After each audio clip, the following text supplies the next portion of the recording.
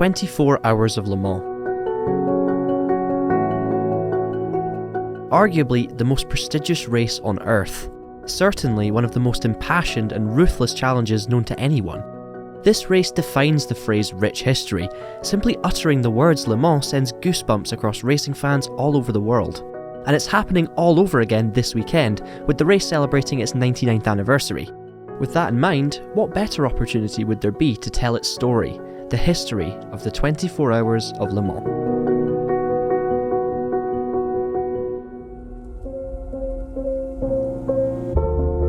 Here at Traxion HQ, we of course celebrate the world of racing games, and although there is a full officially licensed Le Mans game on the horizon, we haven't seen anything like this for years. Instead, we've been treated to Le Mans content within existing games, both the Circuit de la Sarthe where the race takes place, and many famous cars that have taken to the grid over the decades.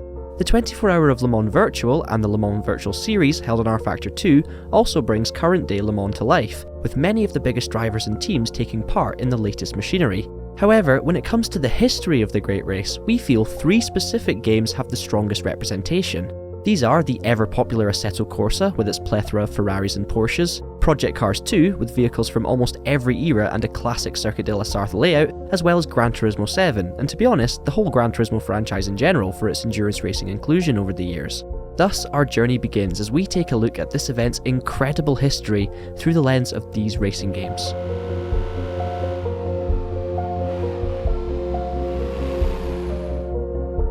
With 2022 being the 99th anniversary, you may have already worked out that the inaugural Le Mans 24-hour race took place back in 1923 on the 26th and 27th of May. Back in those early days, it wasn't so much about speed and adrenaline-fueled racing action, it was about reliability and durability. It wasn't until post-World War II that proceedings began to mould into the race we know and love today. The early 1950s saw privateers battle it out with some of the world's most prestigious sports car manufacturers for top honours. We had Ferrari and Lancia, Renault and Gordini, Aston Martin, Jaguar, and then, in 1952, Mercedes. This car, the W194, was Mercedes' first foray into sports car racing after World War II. It's got a 3-litre straight-six engine, producing around about 180 brake horsepower, which is pretty much the same as I raced with in my Mazda in Club Enduro, and a lot less than its competition at the time. But this car was sleek, and it was light, and it was also reliable, so even on the old Circuit de la Sarthe, which, let's face it, is very much a power circuit, it was able to beat its competition in its one and only outing and take overall victory. And you can obviously drive it like I am right now on Project Cars 2. Mercedes wouldn't return to Le Mans until 1955, an event marred by the worst accident in motor racing history. 35 laps into the race, Pierre Levay's 300 SLR was launched into the crowd after contact with another car. The incident claimed the lives of 83 spectators and Levay himself. Mercedes withdrew the remaining cars and wouldn't be seen again at the highest tiers of global motorsport for over 30 years. In a decade marred by tragedy, the racing continued, and the most successful manufacturer throughout the 50s was actually Jaguar, with outright wins in 51 and 53 for their all-new C-types. However, it was their following effort, the D-type, that brought them 3 consecutive victories, and with it, a place in Le Mans folklore. Their second and third wins in 56 and 57 meant an awful lot to Scots specifically, as the recently formed Ecurie Ecosse team, Scottish by the way, with Ron Flockhart at the wheel, also Scottish by the way, were the first driver and team combination to win back-to-back titles post-war. Sorry, I had to squeeze that bit in. This car is available to drive on Gran Turismo 7, unless you're me, because they don't accept Scottish notes, and I can't afford it anyway. The 1958 edition would finally see Jaguar dethroned, and you may have heard of the manufacturer that managed it. Yes, of course, it was Ferrari, and it was this car, the 250 Testarossa, that got the job done. Now, despite the incredible 3-litre V12 engine, this car wasn't actually as competitive as its rivals, and it took a lot of rain and some mid-race incidents for both Lotus and Jaguar for Phil Hill and Olivier John de Bian to inherit victory. So maybe it was luck then? Definitely not, because this car would go on to win another 2 titles in 1960 and 1961, but not before a fight back from Blighty, and this time it wasn't Jaguar. It was this, the Aston Martin DBR1, which is also, as you can see, available to drive in Project Cars 2. Now, much like its British counterparts over at Lotus and Jaguar, this car was incredibly quick, in 1958. Actually, Stirling Moss set the fastest lap of the whole practice session in this Aston Martin. Another funny fact about Le Mans, by the way, before the early 60s, the grid wasn't set by your fastest practice laps, it was actually set by the size of your engine. Sadly for Aston Martin, all 3 factory cars failed to finish, and it was left to half-brothers Peter and Graham Whitehead to pick up a podium behind the factory Ferraris in their privately entered DB3S. But in 1959, their fortunes would change, and the Aston Martin team took home an amazing 1-2, 20 whole laps ahead of the pursuing Scarlet Red cars.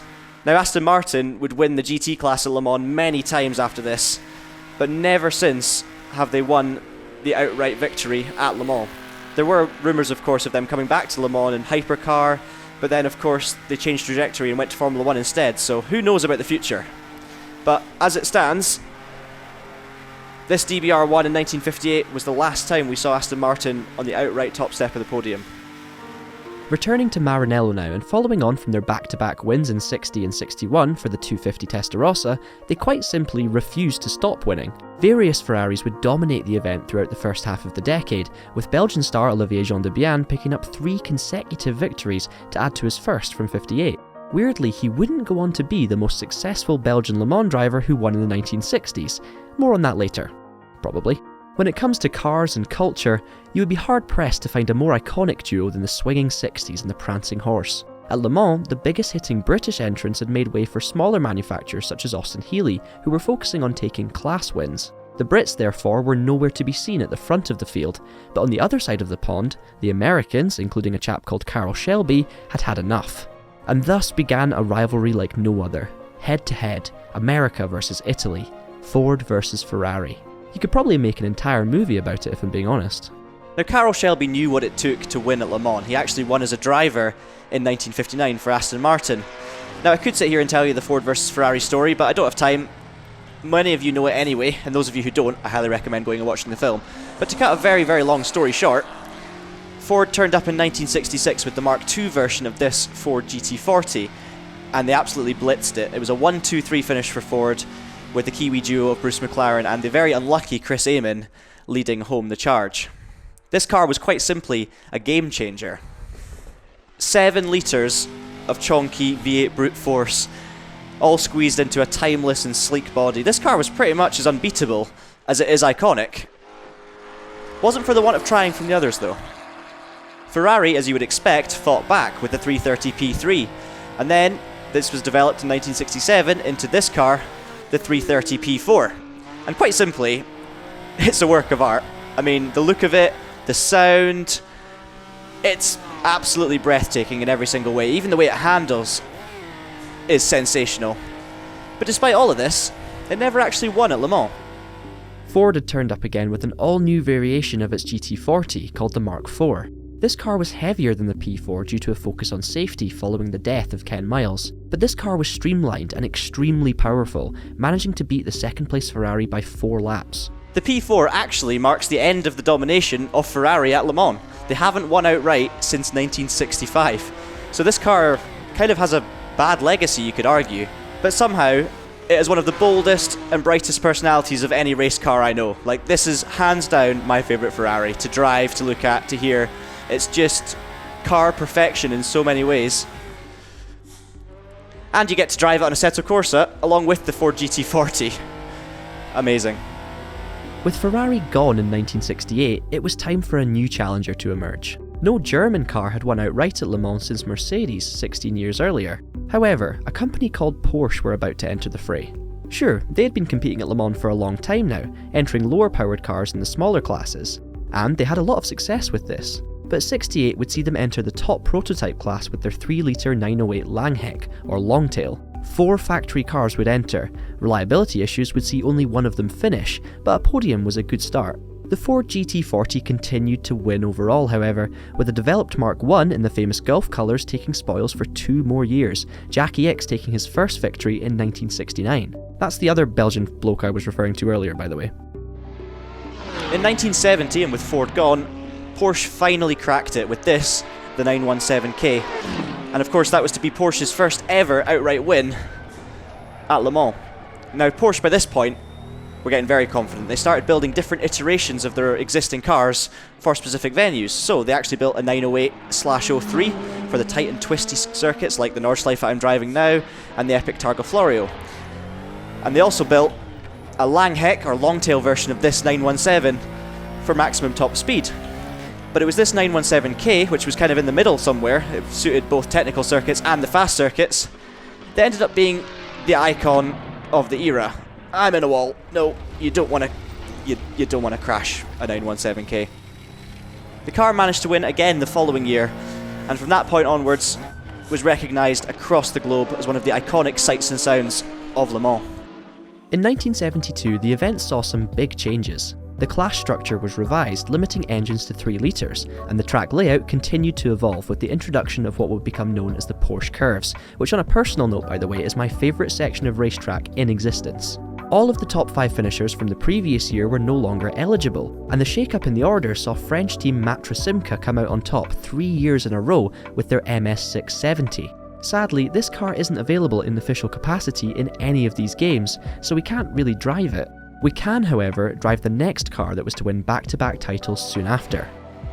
Yes, Porsche were back. They'd been doing a good job in the meantime, with their 911 RSR Turbo picking up an incredible second place overall in 1974, as well as numerous class wins.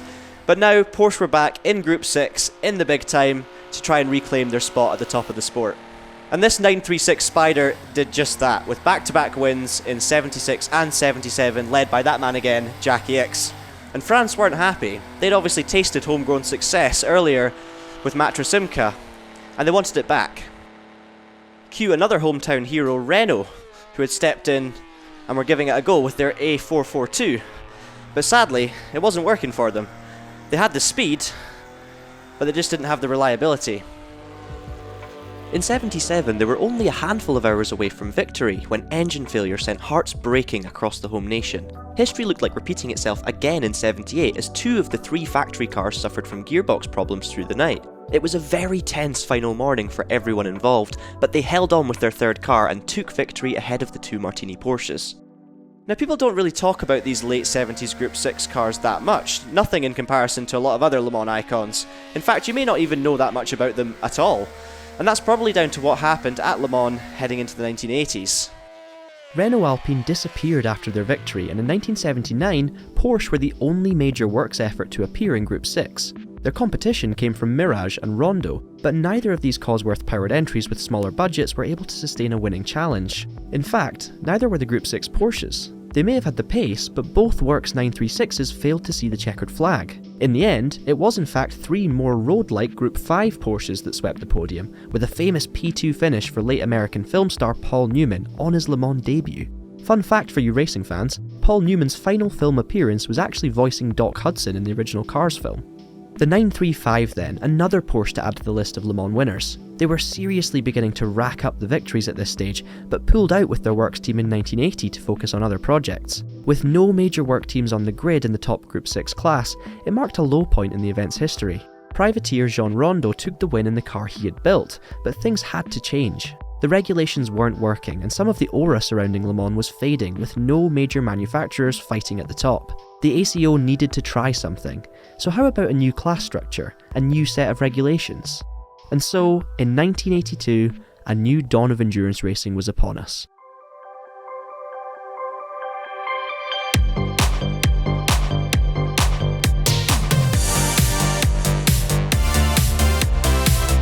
A decade brimmed with innovation. Speed, more than ever before.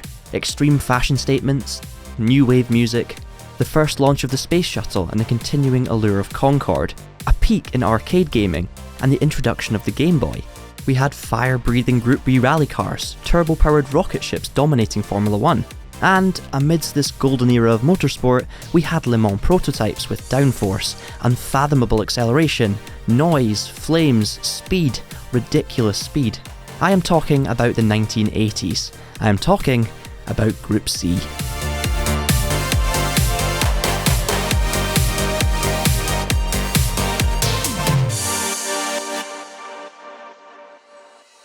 A brand new set of regulations were brought into the World Sports Car Championship ahead of the 1982 season, with Group C the headline act. This was a new class of car, taking inspiration from both the Group 5 and Group 6 categories that had preceded it. The idea was simple: limit the cars via fuel consumption rather than engine size, in order to prevent manufacturers from simply increasing boost pressure for more and more power.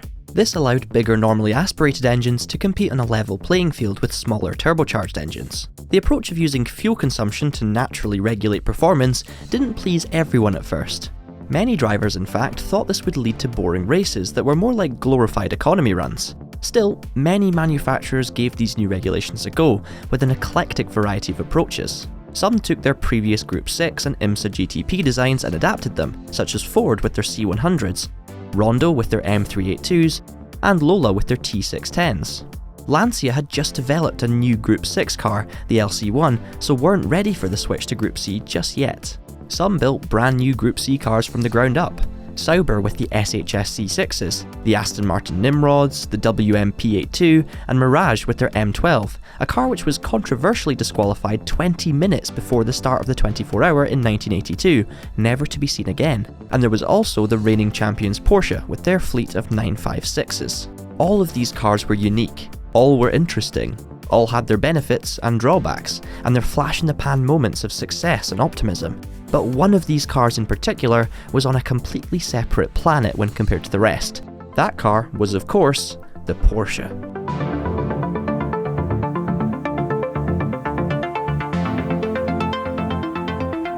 Their 956, which would, in a few years' time with a few small modifications, become this 962, was, quite simply, the most successful Le Mans car ever built.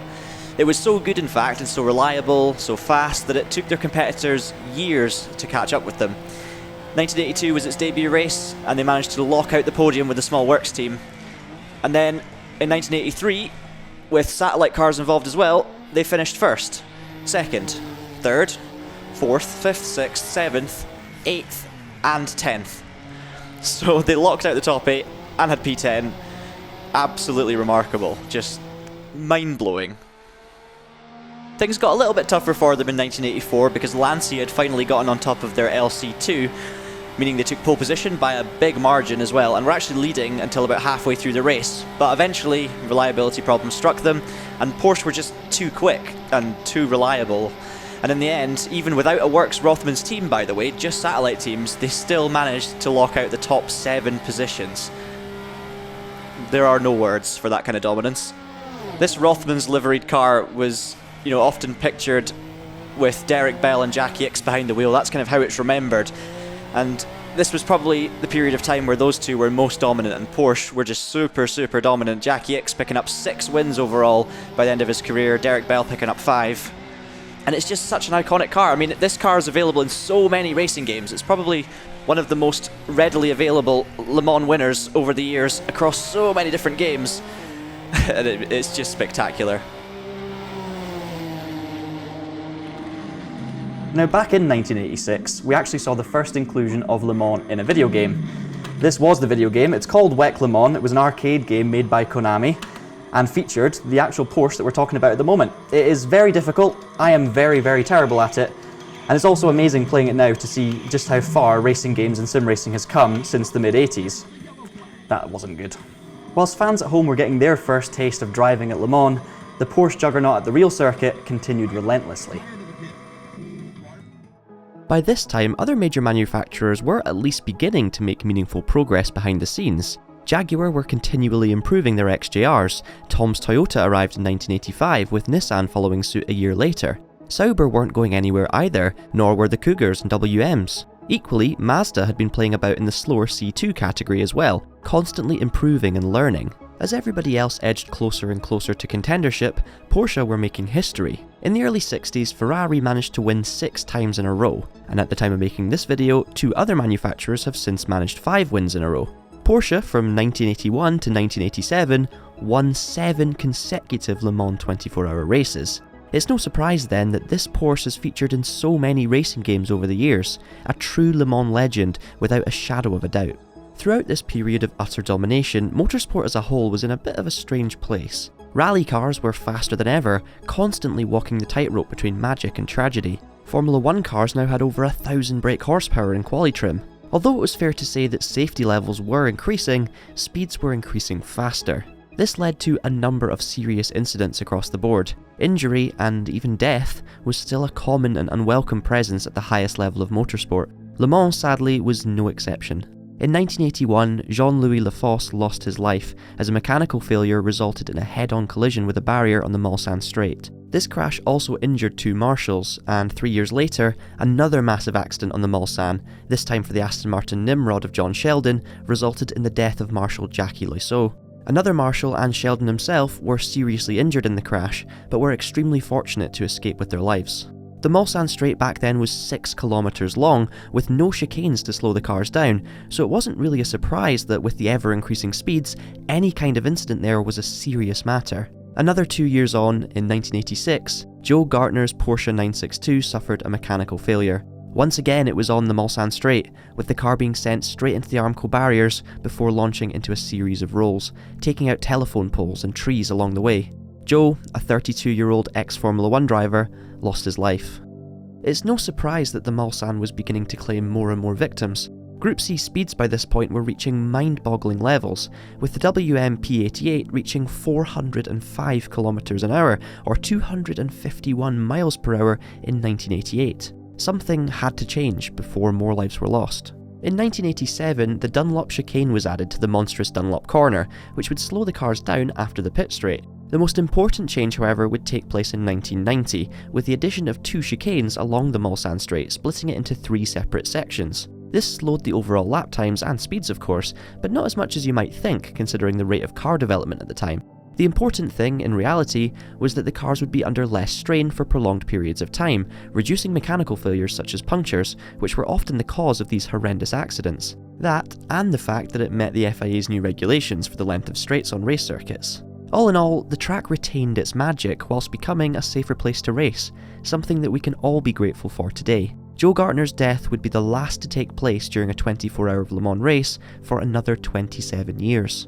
With layout changes improving safety, Group C cars remained in action, and whilst other disciplines such as rallying and Formula 1 were looking for ways to slow their cars down, Le Mans continued to flourish and entered what many regard as its greatest ever era. By 1988, Porsche's main competition had finally gotten their act together. In the top C1 class, we had competitive factory efforts from Porsche, Toyota, Jaguar, Nissan and Sauber amongst many others. Porsche still managed to lock out the top 3 spots in qualifying, and much like in 87, their closest competition came from the TWR Silk Cut Jaguar team with their XJR9s. In the early 80s, Jaguar were focusing on IMSA over in America, and worked together with Group 44, which were an American racing team, to develop the XJR5. Now that made its Le Mans debut in 1984, and Jaguar kind of, I guess, got excited about Le Mans and wanted to do something a bit more serious. So whilst Group 54 continued to focus on American IMSA racing, Jaguar went and spoke to Tom Walkinshaw. TWR produced the XJR6 specifically for Group C regulations for the World Sports Car Championship, and they continued to develop this car over the years. In 1987 they added an insane V12 engine, and then in 1988 they had this, the XJR9, and this thing was ridiculous. They entered 5 cars at Le Mans in 1988 with a star-studded lineup including Brundle, Lammers, Dumfries, Andy Wallace, Henri Pescarolo, Larry Perkins, Jan Lammers. They had drivers from all over the world, and this team was formidable. It was an intense battle throughout the race between Jaguar and Porsche, of course. Both cars suffered some reliability issues. The Jaguars were probably the quickest at the end of the day, and despite being stuck in 4th gear for much of the latter part of the race, the Jaguar number 2 car with Lammers, Dumfries and Andy Wallace came home and took a memorable win. One of the most memorable in Le Mans history, in fact. The images of the 3 Jaguars in formation crossing the line, not all of them on the same lap I should say, those are some of the most iconic photos in Le Mans history. There were so many people there, the crowds were huge. It kind of did signify a magical golden moment in the history of this great race. The Porsche juggernaut had finally been taken care of, they'd finally been beaten, and that wasn't a trend that was going to stop anytime soon. On a separate note, you may have noticed I'm using Gran Turismo 7 for this segment, which is the first time I've used Gran Turismo 7 in this History of Le Mans video series. But Gran Turismo and Group C, for me, go hand in hand. Like, ever since I was a kid, I used to love driving the Group C cars back in Gran Turismo 4, And these cars have always been a staple of the series ever since. Whenever I think of this Jaguar XJR9, I instantly think of Gran Turismo 4. It was just magnificent. So back at the Le Mans race itself, and heading into 1989, other manufacturers now knew that Porsche could actually be beaten. Sauber had been present pretty much throughout the entirety of Group C's existence, but they were never super competitive. It took them a while, much like Jaguar, for them to actually find their feet. Their C8s picking up the odd good result, but never really fighting amongst the top guys. Then in 1987, they launched this, the Sauber C9, and it didn't go great at first, to be honest. Even in 1988, while Jaguar were out celebrating a historic victory, Sauber actually pulled out before the race even started due to tyre safety concerns. Not great for them. However, the following year, in 1989, Mercedes kind of stepped up their game, helped out a little bit more, and suddenly, Sauber Mercedes were a force to be reckoned with. After locking out the front row in qualifying, Sauber Mercedes would go on to secure a historic 1-2 victory. Jaguar and Porsche had absolutely nothing to fight with, and there is a lot to love about this car. I mean, 700 horsepower in race trim, actually more than that, 5-litre V8 engine, twin turbos. This thing must have caused earthquakes going down the Mulsanne. This was, of course, the final year that we actually saw the full Mulsanne straight, all 6 kilometres. The year after, the chicanes were added, things were shortened, and to be honest, this year, when Mercedes dominated in 1989, their top speed was a big part of that. They were actually the second quickest car in the whole field, behind the WM Peugeots that were doing 250. We spoke about them a little bit earlier. So these things, you know, were so fast in a straight, it's not that surprising that really that they were able to be so dominant. You may have noticed that I'm currently driving this car on Assetto Corsa and not Gran Turismo 7. Well, there is a reason for that, and that is that the car in Gran Turismo 7 was too expensive and I couldn't afford it. But hey-ho.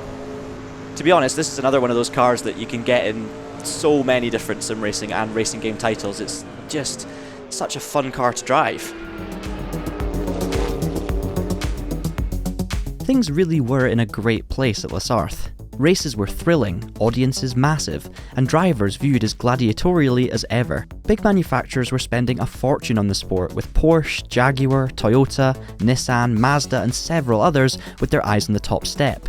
Sauber took a year out in 1990 as Le Mans wasn't around of the World Sports Car Championship that year, and their new C11s were yet to have a low drag configuration developed. They would return in 1991.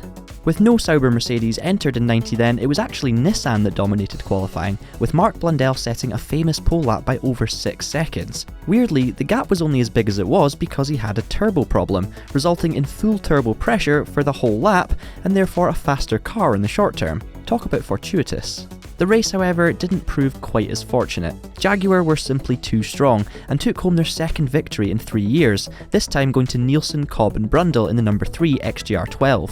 In 1991, however, something very different would take the top step. If you are a true racing fan, all you will need to do is listen to this car to know exactly what car it is.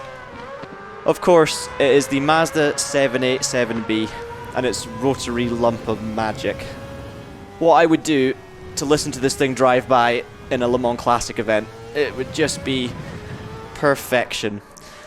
Now, I know I've said this about all of the Group C cars so far. This one really is a fan favourite, and the others are too, but this one specifically, yeah. I mean, if I'm picking myself between this Mazda, the Jaguar, the Sauber, the Porsche, I'm having this Mazda.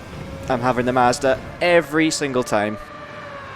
The story of the 1991 Le Mans race was a strange one, and it's a bit complicated, but basically the rules changed at the start of the season, so you had new engine regulations, and this meant we had some returning manufacturers using older cars, we had some using newer cars, but with weight penalties, and we had some with new cars from the ground up. You still had Porsche and Jaguar, but they were using older cars. You also had Sauber, which had now become fully Mercedes. They were quick, and Peugeot as well, a new contender from France, they were quick too. In fact, the Peugeot and the Mercedes were definitely the quickest in the field heading into the race. However, early on, the Peugeots failed, and late on, the Mercedes failed. And that basically left the road open for Mazda to come through and take what was a very surprising victory at the time, and importantly, the first ever victory for a Japanese manufacturer. Now, since then, other manufacturers in Japan have gone on to win Le Mans multiple times. Mazda never won it again though. That does not mean that the 1991 effort and the 787B will be forgotten. I mean, how the hell could it be? It's so good. Group C never really recovered from the change in engine regulations, and the entries began to dwindle, ultimately leading to the demise of the World Sports Car Championship at the end of '92. That year at Le Mans would see the lowest number of entries in the history of the race, with home heroes Peugeot taking their first win in the eclectic 905 Evo 1, sort of a forgotten gem in my opinion, with Toyota providing the stiffest challenge. This Peugeot, like many other Group C efforts, can be found on Gran Turismo 4. Another win for Peugeot in 1993 followed, but by this stage, Group C had ground to a shuddering halt. Sadly, this meant we never got to see Peugeot's next effort, the gorgeous 905 Evo 2 Supercopter, actually enter a race. Looking at that car, it certainly represents the earliest example of what would go on to become the recognised style of modern Le Mans prototypes, with its extreme aero making it almost single-seater-like, with a bit of extra bodywork covering the wheels. All in all, Group C had been a blast. This era went down in history as one of the most exciting times for Le Mans and endurance racing, but ultimately, things had to move on.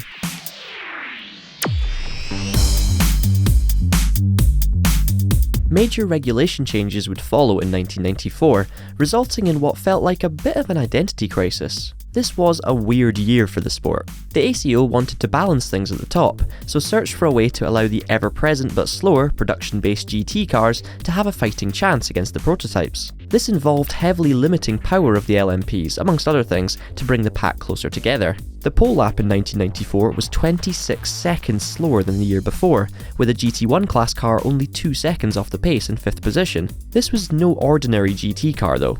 Spotting a loophole in the regulations, Porsche, in conjunction with Dower Racing, homologated their now 10-year-old 962, essentially turning their purpose-built race car into what was technically a road car. This move allowed them to legally enter the GT class instead of the LMP class, and perhaps unsurprisingly, with far less restrictions, this car took home the win. It was far from straightforward however, as Toyota's purpose-built LMP1 car led comfortably before gearbox failure dropped them heartbreakingly to second with an hour to go. This win may have been controversial and a little bit against the spirit of Le Mans, but the result was a win for what was now essentially a 10-year-old car. This was the cherry on top of the cake, the final chapter in the legendary Porsche 956 and 962 story. Ferrari returned to prototype racing in 1995 with their stunning 333 SPs. The LMP1 class had become the world sports car class to align better with the still flourishing IMSA series. There were plenty of quick prototypes around, but it was GT1 that was causing the biggest stir. Ferrari also had their F40s,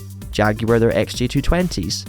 There was a Lister Storm, a Venturi, and an influx of Japanese GT machines from Honda, Nissan and Toyota. Another manufacturer had just built the fastest road car in the world, and they too wanted a slice of the GT1 action. Not sure if you've ever heard of this one, the McLaren F1 GTR? Any recollection? Nope.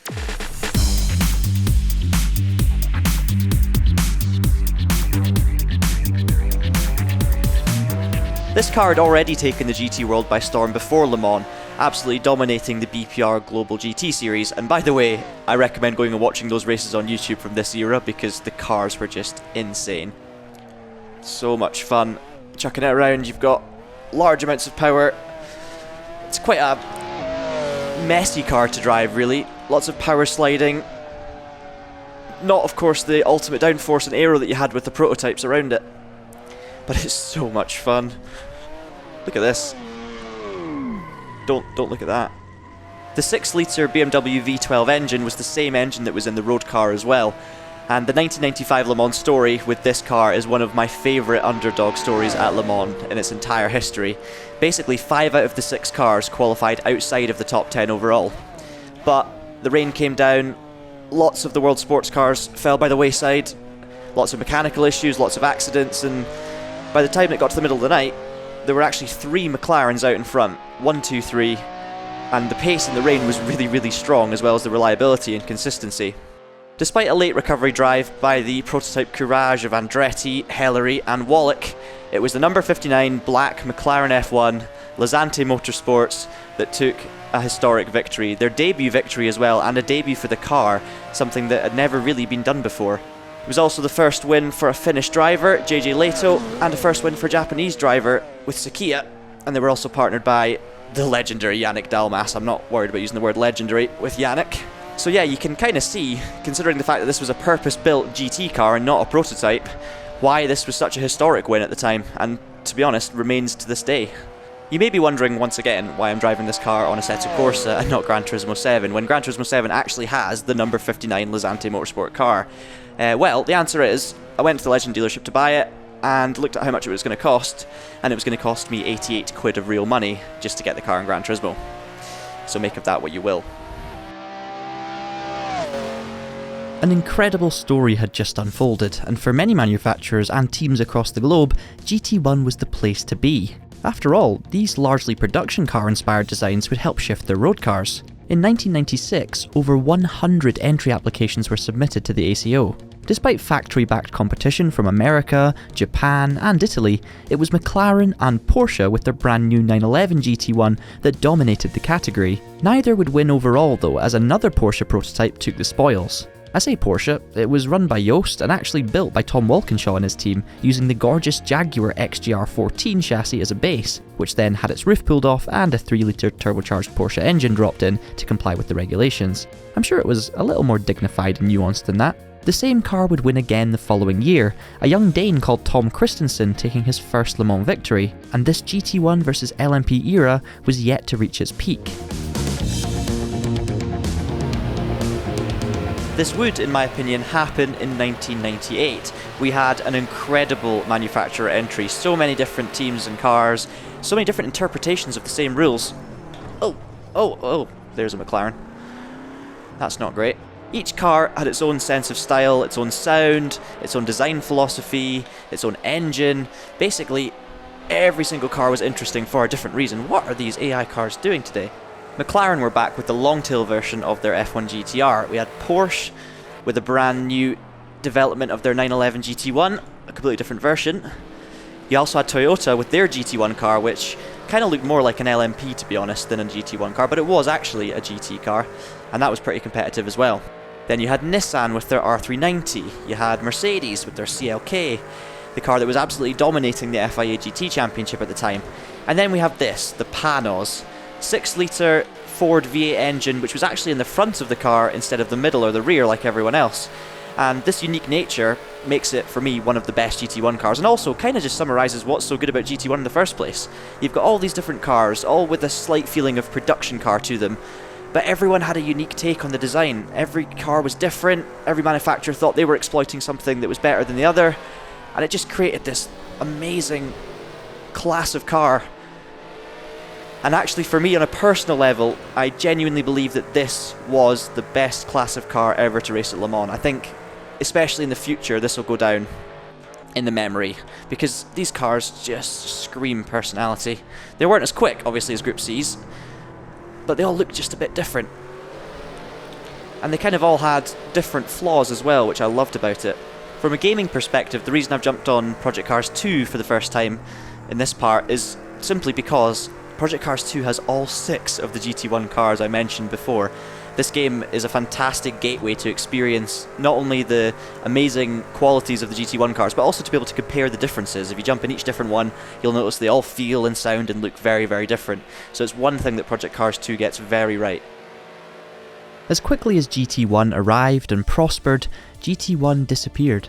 Despite Porsche's latest 911 taking the outright win at Le Mans in '98, it was actually the success of Mercedes in the aforementioned FIA GT Championship that led to the category's downfall. Nobody entered the series in '99, and quickly the cards toppled. All of a sudden, the Great Races class structure was changed yet again, with a renewed focus on the top prototype class. 1999's edition of the 24-hour would be remembered for a number of reasons, one of which was a new manufacturer taking on the top class of Le Mans for the very first time. It was a brand new car that would go on to define the modern era at Sarthe, a design that would rival that of Porsche's Group C machine, engineering perfection that changed the game and set new standards for prototype racing going forward. That car? The Audi R8.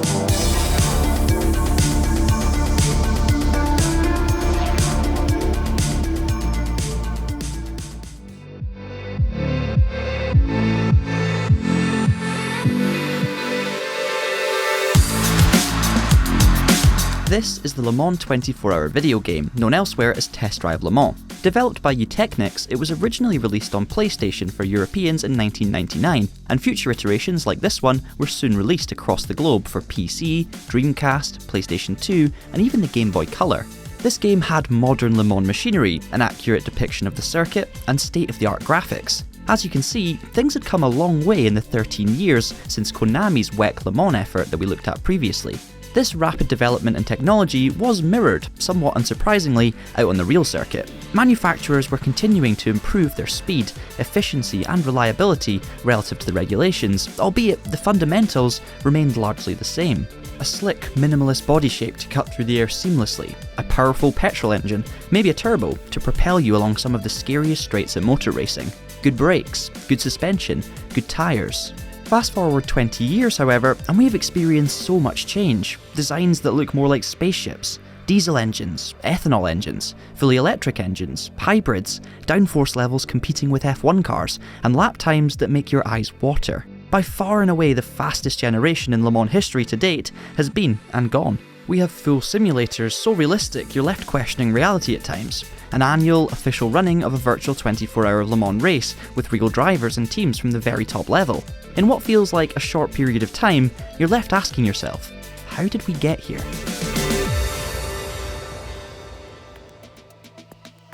First off, let's take you back to 1999. This edition of the Great Race had just about everything. GT1 may have technically come to an end, but despite this, the entry list was stacked full of the world's biggest manufacturers, most of whom were targeting outright victory from two separate classes. The competition was as close as ever, with strength and depth and a battle at the top which felt too close to call. Ahead of the plethora of Vipers and 911s in the GT field, you had Works prototype efforts from Riley and Scott, Panos, Nissan, Audi and Courage fighting the privately run Lolas and even Ferraris, which were making their final appearance.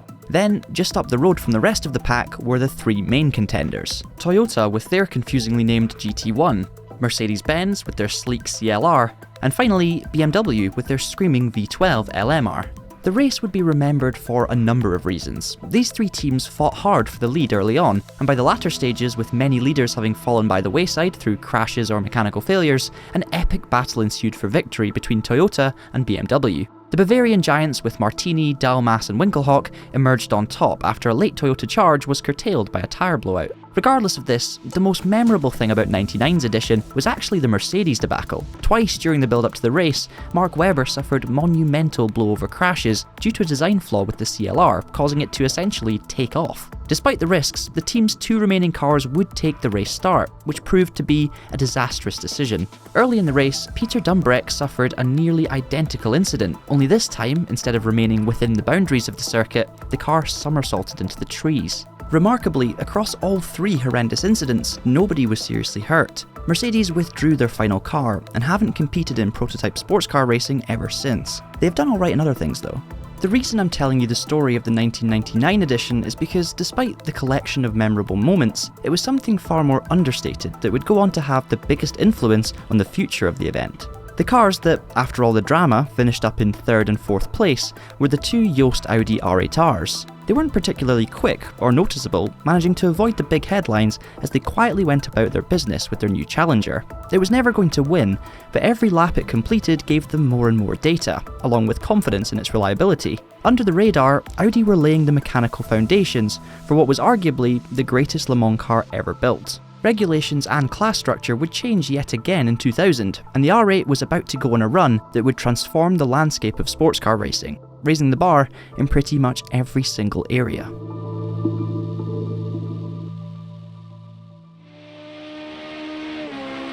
The Audi R8s that turned up at Sebring for the 2012 hour race, the opening round of the American Le Mans series, were completely different animals. They were faster, more reliable, more fuel efficient, easier to drive, and Audi had an incredible driver lineup as well. The team dominated. They smashed the brand new Cadillacs, the reigning champions Panos, they even smashed BMW. Heading into Le Mans a couple of months later, Audi were suddenly looking like strong favourites, and with other big manufacturers pulling out such as BMW due to financial reasons or whatever other reasons, Audi absolutely wiped the floor there as well. I think a big thing about this car that stood out to fans and other teams at the time was just the incredible attention to detail that had been given to the engineering of this thing. This was clearly built for endurance racing. The whole back end of the car could be changed in a very short period of time, and that's not just bodywork, that also included stuff like the gearbox. And there were a couple of occasions during the 2000 race, the Le Mans 24 Hour, where Audi did entire back end changes on cars that were in good positions and only lost 5 minutes or so. It was remarkable to watch. What it meant, of course, is you had a team with fast, reliable cars that were fuel efficient, easy to drive, some of the best endurance racers on the planet, and then when things did actually go wrong with the cars, they could be fixed in an instant. This is starting to sound a little bit unbeatable. It was Emanuele Pirro, Tom Christensen and Frank Biela that won in 2000. They won again in 2001, exactly the same driver lineup, exactly the same car. And then again in 2002, 3 wins in a row for the Audi R8, the same 3 drivers as well. Something that had never been done at Sarthe before. Across those 3 years, of the 9 podium places that were available, 8 of them were filled by Audi R8s. The only team that could get near them was Bentley, who also competed across 2001 and 2002. They picked up 1 third-place finish on their debut in 2001. The Bentley had a lot in common with the Audi R8. It had the same Audi engine. It actually shared a lot of its blueprint with the closed cockpit version of the Audi R8. You're probably wondering at this point, what on earth is the closed cockpit version of the Audi R8? Well, in 1999, when Audi entered Le Mans, they didn't just enter 2 open-top cars, they also entered a closed cockpit car, which was run by Audi Sport UK. It didn't do quite as well as the open-top cars, who finished 3rd and 4th, and Audi then abandoned it to just focus on the open-top cars, which would become the Audi R8 we all know. Now, the other cars didn't just get thrown away in the bin. The guy who designed them actually then went on to design this Bentley, and it uses a lot of the original Audi coupe parts. It's basically a continued development of the abandoned car. So in some ways this is like Audi's forgotten sibling. The original 2001 EXP Speed 8 was clearly a competitive car, but it just wasn't on the level of Audi. Nothing was. And the thing is, Bentley and Audi are both owned by Volkswagen. They're both now and were part of the Volkswagen group. So for the wider company, would it not be good to have both manufacturers doing well at Le Mans? This is obviously what occurred to management. There's no point having 2 different manufacturers in the race and only one of them winning, because it makes the other one look bad. So in 2003, Audi pulled out. Okay, the privateer Audi R8s were still there, but the factory cars were no longer part of the Le Mans grid. And Jost, who'd run the factory Audis, actually moved over to help Bentley develop their Speed 8. This is the 2003 version, which is just called the Speed 8. And it was more competitive, it was quicker, it was better, because it had been developed by a lot of the same people from Audi that had previously developed the R8, so it makes a lot of sense. And of course, with factory backing, Bentley were able to turn it around and famously take a win in 2003. The 3 drivers that had won the last 3 races in a row, Christensen, Pirro and Biela, were split up for this race. Christensen went to Bentley with Jost, the other 2 went to privateer Audi efforts. Then of course, with Bentley winning, Christensen picked up his 4th consecutive victory, and the other 2, the streaks were over, unfortunately. The Jost team moved over to focus on Audi's DTM effort, meaning that yet again, it was only privateer R8s which appeared at Sarthe in 2004. With Bentley out of the picture and the R8 no longer a spring chicken of an LMP car, this was the perfect opportunity for someone else to step up to the plate. Cue another Audi full podium lockout. The Audi Sport Japan car took the spoils this time around, and a chap called Tom Christensen was one of the drivers. 18 laps back from the winners, in 4th place, was the Judd-powered Pescarolo. Truth is, the competition simply wasn't there in LMP1. Audi had set the bar so high, with such a strong foundation, that they only needed to make minor tweaks year on year to remain unbeatable. The smaller teams with smaller budgets were constantly chasing their tail, and the bigger teams weren't even there to try.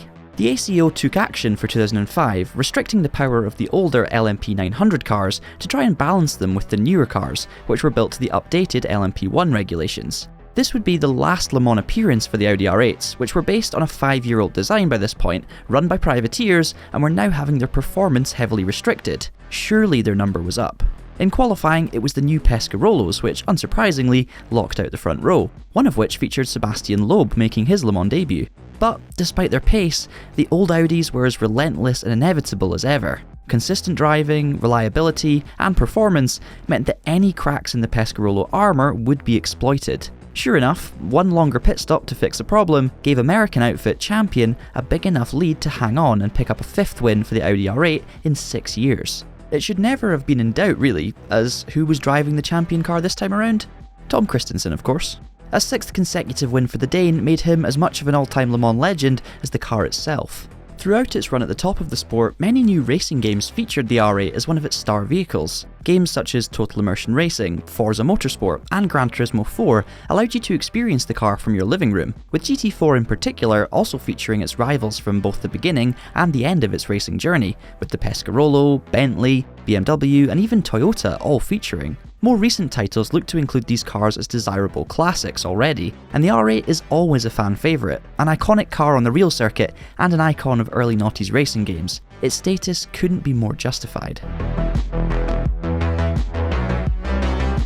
Now, we've been talking a lot about the top level prototypes, but whilst all of this Audi domination was happening, there were plenty more battles taking place throughout the field. Porsche had planned to enter LMP 900 at the turn of the century, developing their own effort to replace their successful GT1. Sadly, although the car was built and tested, the project was abandoned before it was ever raced, and they focused their efforts on developing a customer GT program. Maybe they could have taken the fight to Audi based on their previous successes, but sadly, we'll never know. Instead, their cars would be the dominant force in the slowest LMGT class, which would become known as GT2 in 2004. They won every single race from the class's inception in 1999 until 2005. In fact, a Porsche of some description had picked up a class win in every race since 1991. Considering we normally associate Porsche with success in the 70s and 80s, it's crazy to think just how much success they had in the period afterwards as well.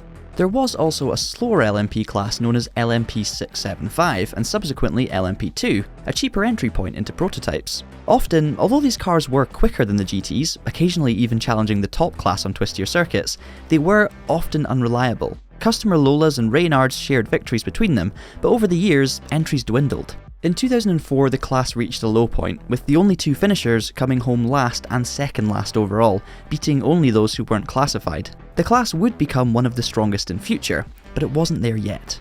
For the most excitement and biggest rivalries throughout this era, you had to look to the GTS class. After the original GT1 regulation set was buried after 1998, GTS became the new pinnacle of GT racing. Initially, it was the 8-litre V10 Chrysler Vipers which dominated proceedings, with the Works Oreca team taking wins in 99 and 2000. By this stage, Corvette had entered the fray, with clear intentions of taking the fight to the Vipers, and they managed it, winning the 2001 edition with their C5R. Next, it was Ferrari's turn to enter the fight. I say Ferrari, it was actually ProDrive who had privately built and developed their V12 550 GTS Maranellos. The team had incredible success in the past with various manufacturers in both the BTCC and the World Rally Championship. Now they were also taking over management of the floundering BAR F1 team, so it's fair to say it was a busy time for the outfit.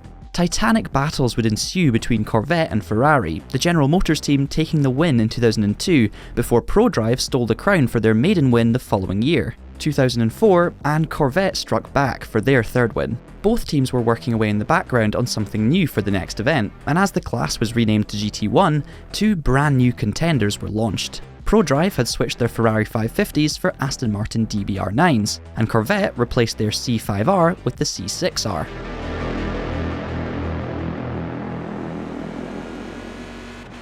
This new car had slightly updated bodywork compared to the C5R. It had slightly less power as well, due to whatever restrictions were put on the power by the ACO for 2005. But overall, it was a very, very similar car. It wasn't a radical redesign or anything, it was more of a development of its predecessor. And to be honest, it was a similar situation for ProDrive. Yes, they had new Aston Martins rather than Ferraris, but under the hood, they were very similar. They used some of the same parts, they both had V12 engines. They were both very fast. The Aston, in fact, too fast for this Corvette. Both teams turned up at Sebring for the opening round of the American Le Mans Series 2005, and ProDrive were quicker. Not only were they quick, they were pretty consistent as well and reliable, and the Aston Martins took victory. It did at least look like it was going to be a close battle between the two teams. In terms of their character as well, you might think a V8 Chevrolet, big block of an engine, is probably going to have its strengths on the straights, right? Lots of power, lots of torque. In fact, it was actually ProDrive that had a big straight line advantage. They were even quicker than most of the LMPs. Some of the LMP1s, in fact, were struggling to overtake the Aston Martin when they were coming out of the slower corners. It wasn't like the Corvette was much quicker in the corners either. The result of that, of course, being, over a whole lap at Le Mans, it couldn't compete with the Astons, and ProDrive locked out the front row for the race. But the race at Le Mans is always different to qualifying. There's so many more things to think about. So much more can happen. And I have to say, the Corvette team absolutely nailed everything about the race. The strategy, the consistency, the driving, the reliability, it was just flawless. Whereas with ProDrive Aston Martin, there were mistakes, both from the drivers and the teams themselves. There were penalties, there was reliability issues, incidents, all sorts. And Corvette, with their slower but more consistent race, were able to take victory in the GT class. Not only that, but they were actually 5th overall as well, which is just crazy. Could you imagine a GTE car finishing 5th overall at Le Mans this year? It's just not going to happen. For 2006, it was a very similar deal. Both teams turned up, Corvette took victory, and this time they were 4th overall, not 5th. Even closer to the top. I'm not sure if that says more about how bad the competition was for Audi at the time, or how good the strength of the GT class is. Probably a little bit of both. For me, growing up watching Le Mans, the battle between Aston and Corvette stood out because it was so recognisable. The cars were so distinctive, the sounds were so distinctive. I mean, this Corvette sounds incredible on iRacing, like absolutely phenomenal to listen to, and it just makes it more enjoyable to drive. And for me, when I think of Corvette, I think of this era of racing with the yellow cars, big V8 engines. I don't think of the new Corvettes. The most recent race cars just not got the same characteristics. It's probably more similar to what the Aston was, in all honesty.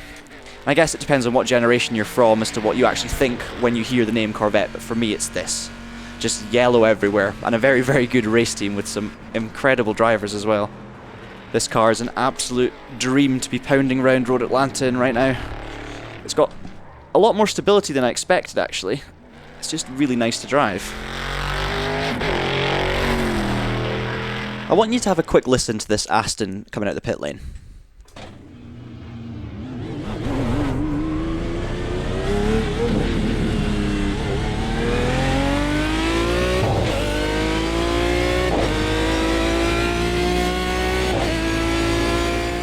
It sounds very, very good.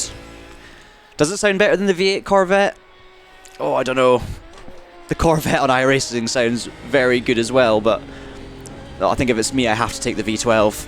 The Aston was clearly a very competitive car, and ProDrive had winning pedigree. They had won the class a few years before in the Ferrari, so it wasn't like they weren't expecting to win at some point. It was just really unfortunate for them that they hadn't managed to win the first 2 years. Corvette had just been too good. Aston weren't bad. They were, the quickest by far. It just wasn't enough over a long distance.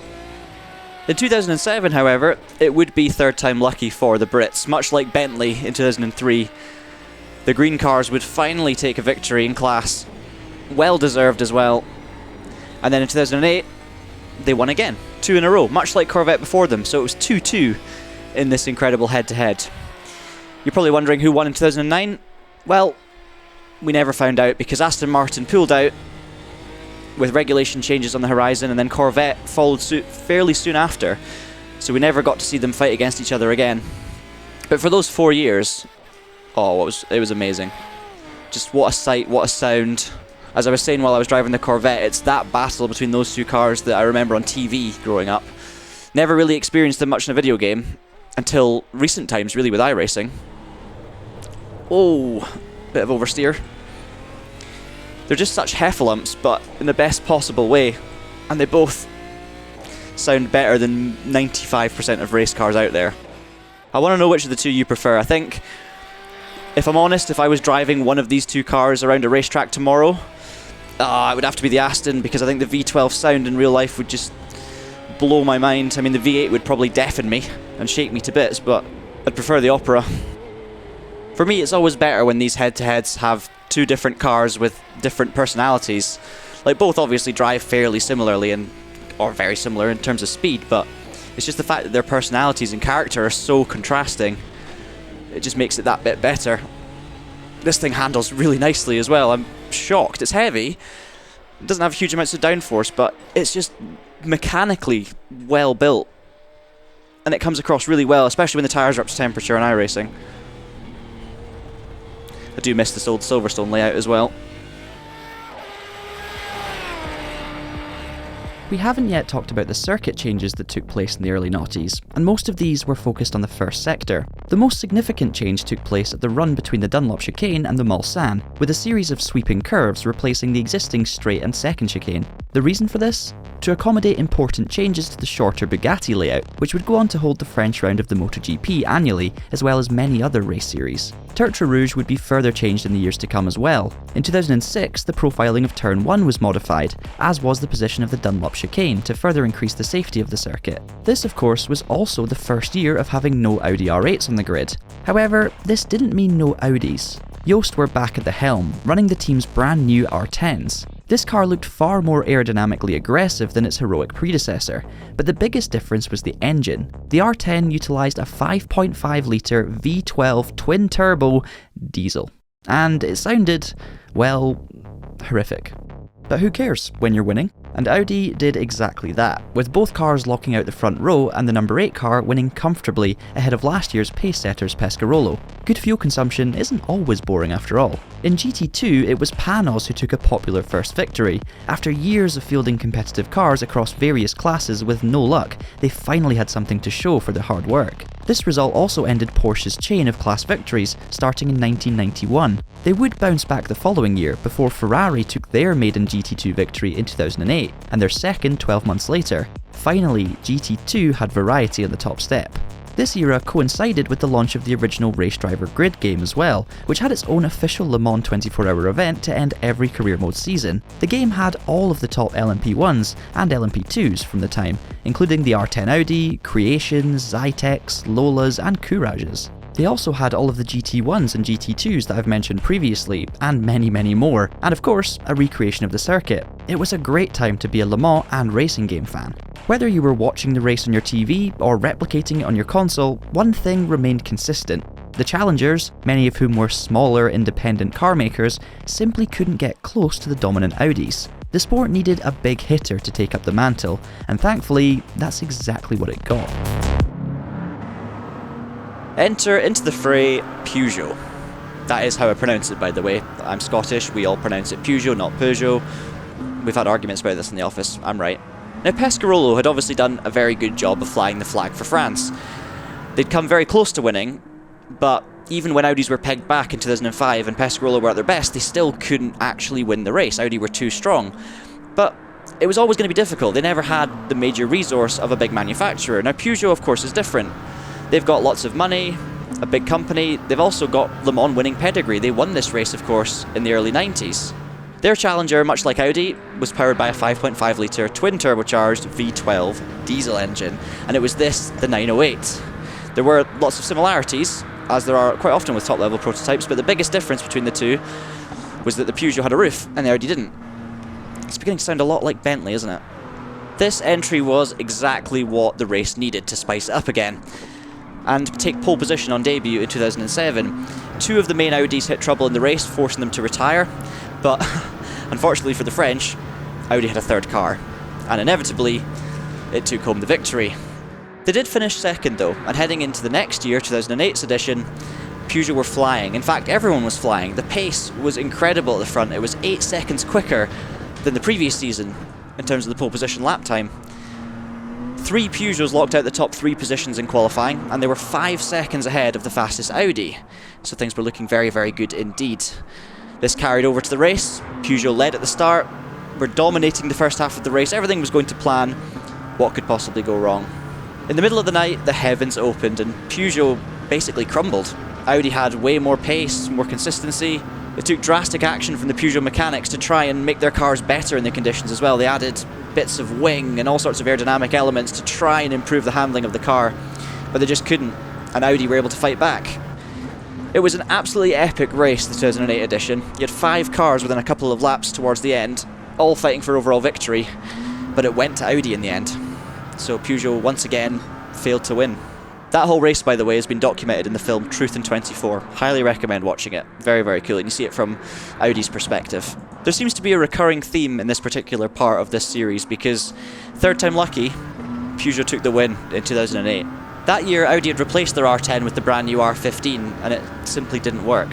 The nice thing about this victory for Peugeot, it wasn't like Bentley's, where a lot of the team members were the same, they were from the same group. You know, it felt like Audi had actually helped Bentley win. Peugeot did it all by themselves, and they weren't going to leave the sport the next year. They would continue on and keep on developing their car. Audi that year had turned up with their brand new R15, which had replaced the R10, but it just wasn't quite up to par at that time with the Peugeot. They would go on and win races with the R15.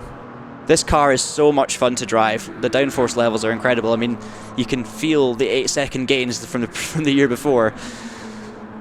Just incredible how much aerodynamic development specifically went on in that time period. I've never driven this Peugeot before on Gran Turismo 7. Just shows you how far these things had come in such a short space of time. Sadly, the 908 wouldn't win a second 24-hour race. There were still the pace setters in 2010, but all three works cars broke down once they picked up the lead, and Audi picked up the pieces, as they often did. This victory for the Germans would be the final win for an open-top car to date. The battle between these two had been refreshing, exactly what the event needed. Both teams had been pushed to their limits, and with that came astonishing lap time gains in a very short period of time. This kick-started what was to be a purple patch in the history of Le Mans.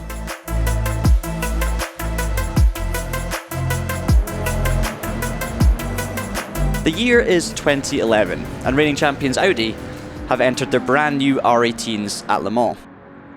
This year the regulations have changed quite dramatically. We've got smaller engine sizes, smaller fuel capacities, all in the name of slowing the cars down. And Audi have put a roof in their car for the first time since 1999. Another radical new design for another new set of regulations. And Audi are essentially playing Peugeot at their own game.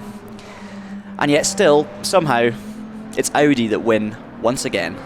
There are so many parallels you can draw with the decade earlier. We have a brand new, unproven Audi, completely different to its predecessor, and yet still completely bulletproof, very fast, and demoralising the entire competition.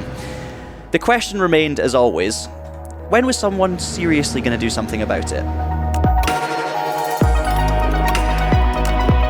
We wind the clocks back to 2009, a breakthrough year for Peugeot, finally winning back the 24-hour of Le Mans trophy on their third attempt with the 908s. Audi had brought a new car that year, the R15, and although it was quick out of the box, everything was a bit underprepared in relative terms. Peugeot did an Audi, great speed, consistency and reliability. Audi, on the other hand, experienced what it was like to be everybody else. Outright speed wasn't an issue, but the team struggled to nail down a good setup. The car was tricky to drive, suffered from bad tyre wear, and even a few mechanical issues along the way. This was only the second time in a decade that they'd failed to win.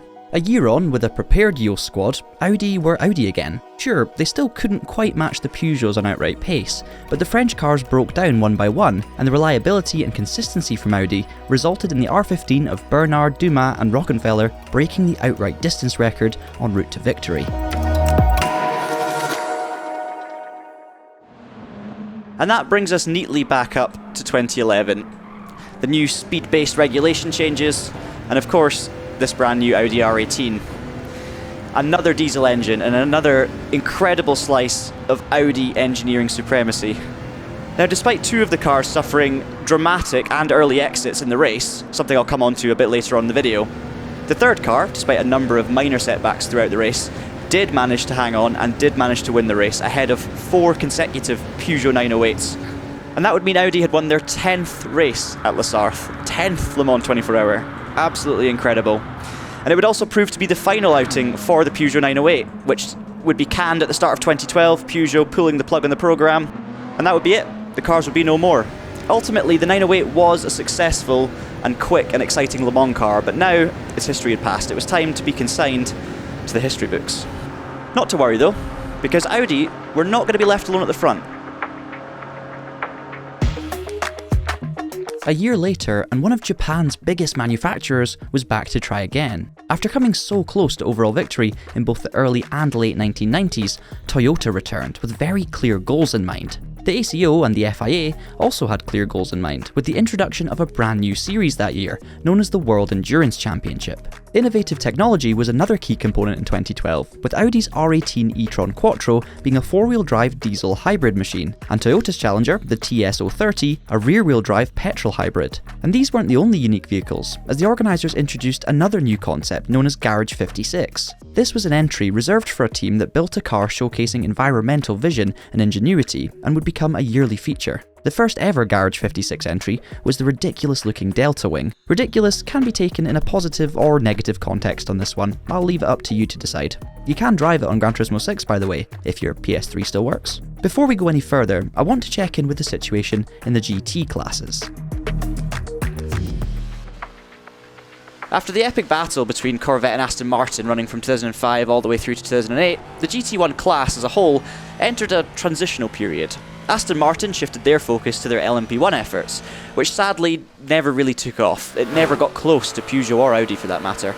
Corvette Racing were left with no real stiff competition. I mean, the privately entered Lambos, Astons and even the other C6s just didn't have the resource to fight with the American giants. The following year, the ACO decided to do something about it, opening up the entries to competitors of the FIA GT1 World Championship. Now this did result in some really interesting entries, stuff like the Ford GT, not exactly the one I'm driving today, but a GT1 Ford GT that looked like this one. 3 of them entered, 5.3 litre V8 engines, absolutely epic, but even with this, it wasn't enough to save GT1 as a class. The thing is, GT1 cars were just too expensive to develop, too expensive to run, and GT1 at Le Mans was dying. 2010 would be the last year where GT1 cars would compete. And it's a real shame because the class itself had won the hearts of fans all over the world for decades. It was an amazing class, but things had to change. It was a Saleen that took the final victory in the GT1 class, and it actually finished behind the winning GT2 car, which tells you just how bad things had gotten by this stage. Fear not, however, as the ACO had a plan. GT2 was in far better shape as a class, with huge entries from several of the biggest names in motorsport, from Ferrari, Porsche, Aston Martin, Corvette and BMW, to Jaguar and Spyker. So instead of getting hung up on the loss of GT1, why don't we rebrand things in a way that elevates GT2 and transforms it into the premium GT category? And thus, GTE was born. These regulations stabilised GT racing at Le Mans, allowing it the space to prosper. Instead of having 2 separate classes with different technical regulations, you instead had 2 separate classes, GTE Pro and GTE Am, for differing experience levels.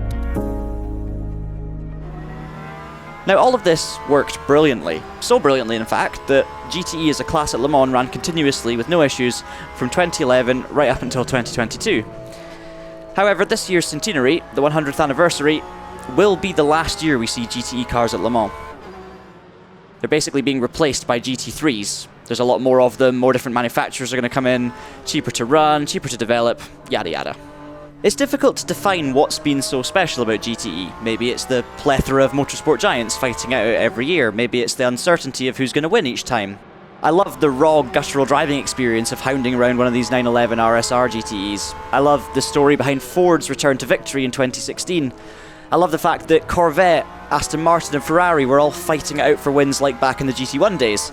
I think they shared 7 GTE victories between them so far. To be honest, I think it's a combination of all of these things. Everyone has a favourite car, whether it's the M8 for its ridiculous size, or whether it's this new Corvette C8R for its sleekness and un-Corvettiness, or maybe it's this Porsche 911, which is my own favourite, just because of how epic a driving experience it is, how raw an experience it is, as I said before. Doesn't matter really, but at the end of the day, GTE racing always produced close motorsport, close battling, and the teams pushed each other on every year, so it was always really, really close. And over the years it's just got more and more and more competitive, and that's what it's all about, isn't it? Epic cars, great racing with fantastic drivers, and close competition. This is just pure, noisy, premium motorsport at its very best. I could chat about GTE all day, but we don't have time, so we're going to move on. Unfortunately, there is one sad chapter in the GTE story, and to tell you about that, we're going to head back to 2011, which is the year where GTE was first introduced. The crazy cornering speeds reached by the LMP1 Peugeots and Audis were drawing comparisons to Group C, epic, but dangerous. Despite the aforementioned regulation changes slowing them down, there were 2 massive accidents, both involving contact between Audi R18s and GTE Ferraris. Firstly, Alan McNish's car somersaulting through the air, landing within the confines of the circuit against all of the odds. How nobody was injured is beyond belief. Hours later, the second Audi R18 of Mike Rockenfeller had similar contact with another GTE Ferrari, sending him head-on into the Armco barrier at over 180 miles per hour. Again, it's miraculous that nobody was hurt. So 2012, and with all of the innovative new designs, the return of Toyota and the Garage 56 debut, eyes were firmly on the sport. Audi would win again ahead of the chasing HPDs, Oricas and Lolas, and Toyota would be the ones to suffer a horrendous accident. This one was nearly identical in nature to that of Rockenfeller's a year earlier. Anthony Davidson clipped another GTE Ferrari, only this time air got under the car, sending him flying through the sky before slamming back onto the ground and straight into the barrier, the Ferrari ending up on its roof for good measure. Davidson would break 2 vertebrae and be out of the hot seat for 7 months. Sure, this streak of massive crashes was a cause for concern, but seemed to be caused by LMPs lapping GTEs, rather than anything else. And considering the size of the incidents, the cars held up remarkably well. A few lucky escapes, but all in all, you'd be forgiven for feeling pretty confident about safety. There hadn't been a fatality at Le Mans since Sebastian Enjolras in 1997, and the last driver to lose their life during the race itself was Joe Gartner back in 1986.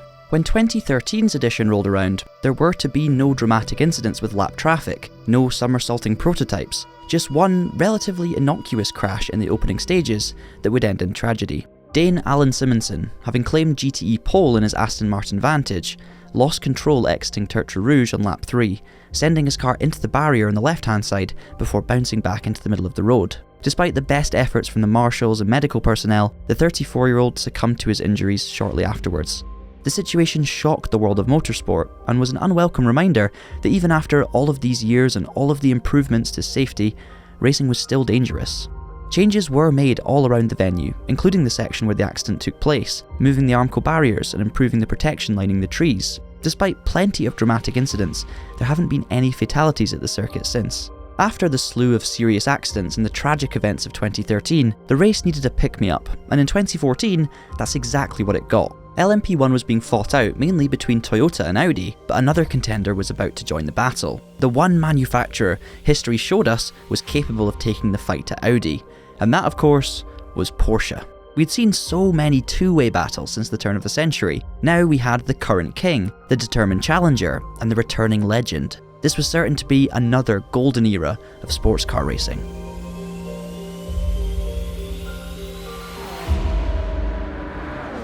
We'll start then with Audi, who just won 3 consecutive races with their R18. Tom Christiansen had won his 9th Le Mans 24-hour as well, which is an all-time record, and it would be his final victory on a personal level, one which he would dedicate, of course, to his compatriot, Alan Simonson. 2014 would mark the start of the 3-way scrap between Porsche, Toyota and Audi, and let's just say that each of the 3 teams had their moment. Pole sitters Toyota led the majority of the opening 12 hours, but mechanical issues for their cars through the night ended their race early. Porsche also came very, very close on their return to taking victory. They led late on in the race as well, but again, mechanical issues, and they fell short. And who does that leave? Audi hadn't had the perfect race themselves, they'd had their own issues, but thanks to their bulletproof reliability and their relentless nature, they were able to win yet again. And that would mark their 13th victory in 16 consecutive Le Mans starts. Absolutely phenomenal. I'm getting sick of talking about Audi victories. This will, however, be the final time I talk about an Audi victory, because it would prove to be their last. The car I'm driving right now is the 2016 version of the Audi R18, so they did compete again in 2015 and 16. And that would be the end. They would bow out. And that means a total of 13 victories in 18 starts for Audi at Le Mans. I mean, even in the 5 races that Audi didn't win, they always had a car on the podium every single time. The stats speak for themselves. I would say Audi have their own book on the history of Le Mans, let alone just a chapter. In 2015, it was Porsche who returned to the top step, Toyota still desperately craving a victory of their own. Many remember this race because of current F1 driver Nico Hülkenberg winning on debut. I remember it because of Nissan's gorgeous but ultimately disastrous attempt at joining the fight in their front-wheel drive GTR LM Nismo. I can't help but love this car, although sadly we never saw it again. 2016 was supposed to be remembered as Audi's last dance, but it wasn't. In fact, it felt as though they snuck out the back door without telling anyone, whilst Porsche and Toyota stole the headlines in what would arguably be the most memorable moment in Le Mans history. After hours of intense battling between both Toyotas and the number 2 Porsche, things appeared to be settling down for the race's conclusion. One Toyota had fallen back with damage repairs, but the number 5 car had opened up a 1-minute lead ahead of the Porsche.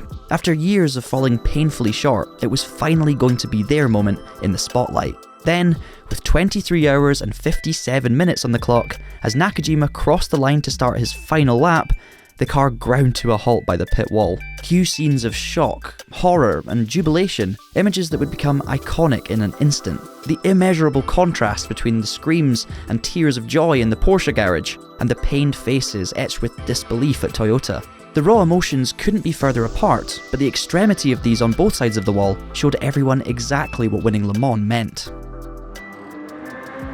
It was impossible not to feel sorry for the Japanese outfit. I mean, to leave Le Mans once again empty-handed after coming so close was heartbreaking.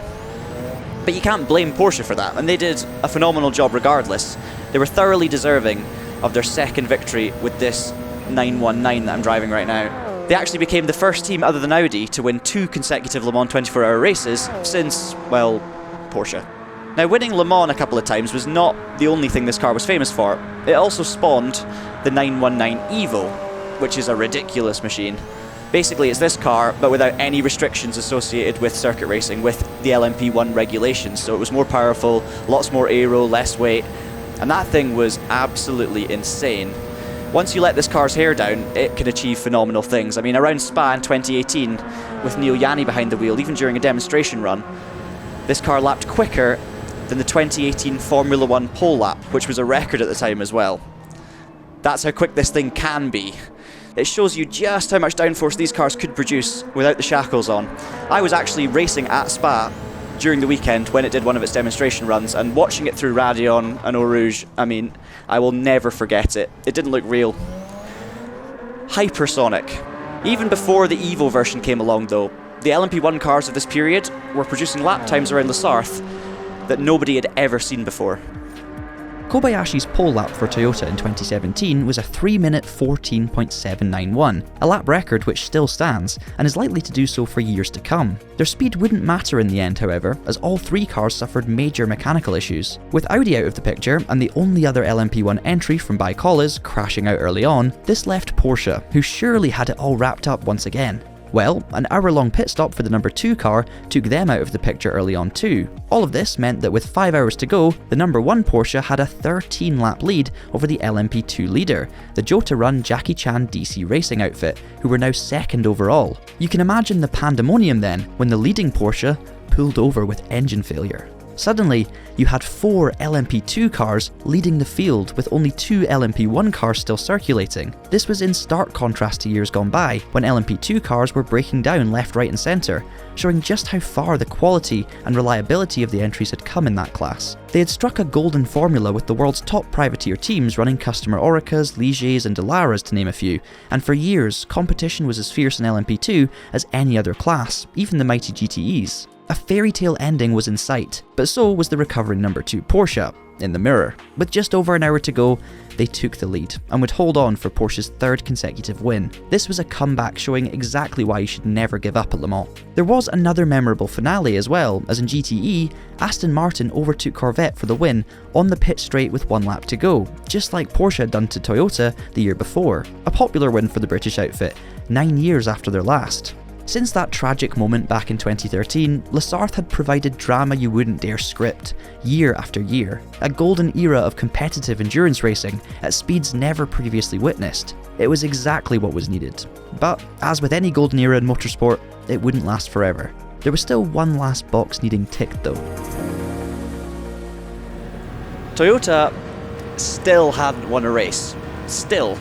At the end of 2017, Porsche followed in Audi's footsteps and withdrew from the World Endurance Championship, which meant for 2018, Toyota really didn't have much competition. Sure, that's taken nothing away from the smaller teams like Baikolles, Dragon Speed, Rebellion, who were in LMP1, but let's be honest, they just didn't have the resources to fight with the big guys.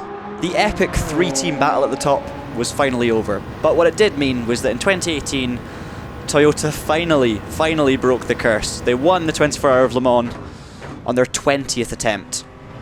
Nakajima and Buemi led the team.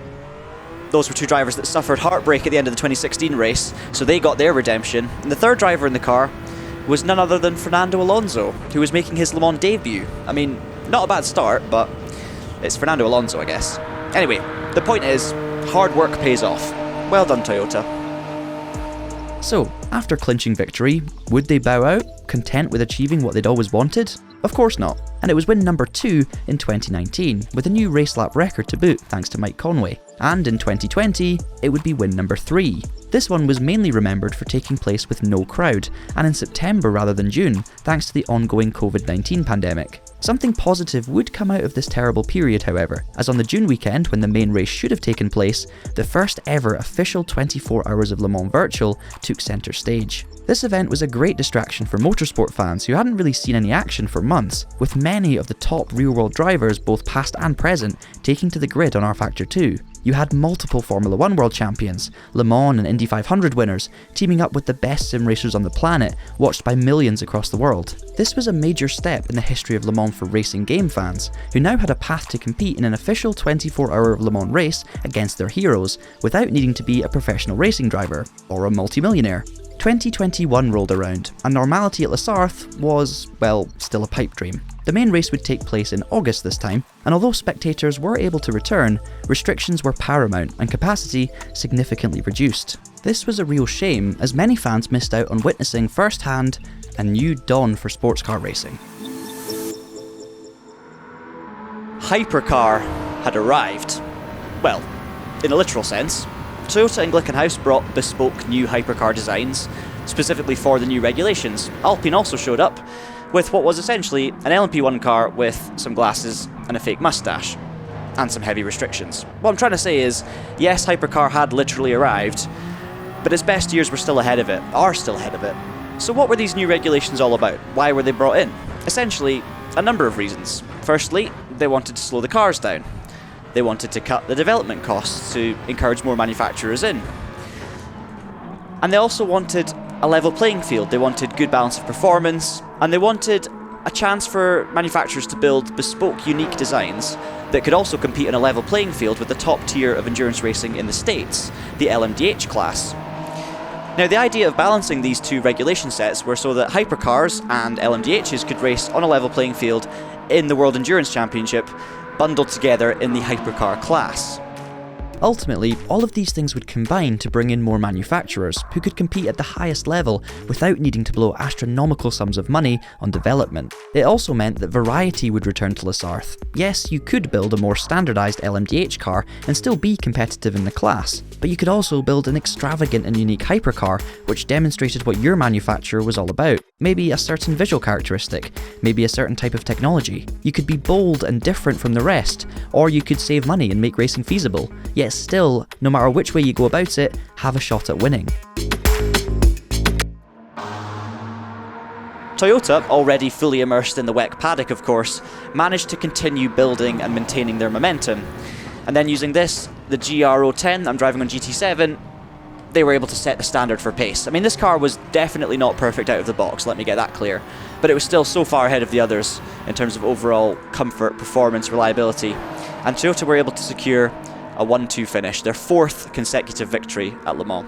4 wins then became 5 wins, another 1-2, another totally dominant display in 2022. And that actually brings us fully up to date with the history of Le Mans 24 Hour. Of course, we started making this series during the 2022 Le Mans race. This car, this Toyota GR010, is the current star of Le Mans. It's the reigning champion. Toyota are still on their 5-win streak.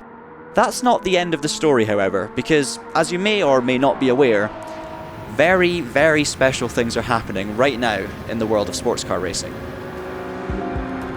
Everyone who's followed the World Endurance Championship will know that these recent years have been the calm before the mother of all storms. 2023 marks the 100th anniversary of the first ever Le Mans 24-hour race, and aside from the associated sentimentality this brings, the hypercar and LMDH entry list alone makes this the most anticipated edition in its storied history. Porsche, the best of them all, are back with an LMDH. Ferrari return with a works entry in the top class at Le Mans for the first time since the early 70s, the car's exuberant style befitting of the badge. The Van Wall name returns as a naturally aspirated V8 hypercar, Cadillac are having a go with an LMDH, even Peugeot are returning to the fold, using ground effect as the foundation for their hypercar design. All of these teams will face the existing programs from Glickenhaus and current champions Toyota. No longer the perpetual bridesmaids, now relentless victors, on a run that may see them challenge Porsche's record of 7 consecutive wins. They're going to have to beat the very best to manage this though. It feels like the ultimate Le Mans greatest hits album, and with Lamborghini, Alpine,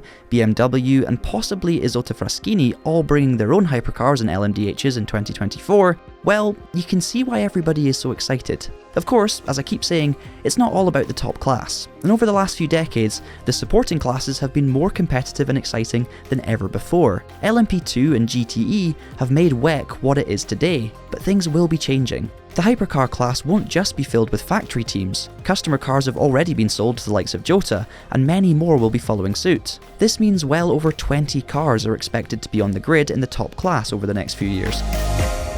Personally speaking, I have never been more excited about sports car racing. Honestly, it's been 100 years since this race kicked off, and I genuinely feel like a lot of people are more excited about this particular Centenary race than any races that have come before. Le Mans, of course, has a massive history, as we've covered in the series. I mean, I think we've barely scratched the surface, to be honest. So the fact that we're all so excited now about this race is, I think, a really, really good sign for the future. It's also amazing that we get to experience so much of the history of the event through racing games. We've obviously got lots of classic cars on Assetto Corsa, current and semi-classic cars, I would say, on iRacing as well. I'm using the Van Wall on rFactor 2 right now. We have all the GTEs on rFactor 2. Project Cars 2 has so much Le Mans content as well, and then obviously Gran Turismo goes without saying. So much Le Mans content. And it's not just about the cars either. We've got a number of amazing versions of the Circuit de la Sarthe layout as well, across the likes of iRacing RF2. There's just so many ways to get your Le Mans fix, whether it's current or historical. Obviously all of us at Traxion are just massive racing game fans and massive motorsport fans in general. And I think the era we're in right now, with all this accessibility, we're very, very lucky. This is something truly, truly special. There will be kids growing up today that love racing cars, who are about to witness their first ever Le Mans 24-hour race, whether that be on TV or in person. Based on what's happening right now, I feel like these kids will look back at this era, the Centenary and whatever may follow, as the glory days. Much like we all did with Ford versus Ferrari, Porsche 917s, Group C, GT1s, Audi R8s and LMP1s. Who knows, anything can happen of course, but one thing that never changes is the magic feeling this place evokes.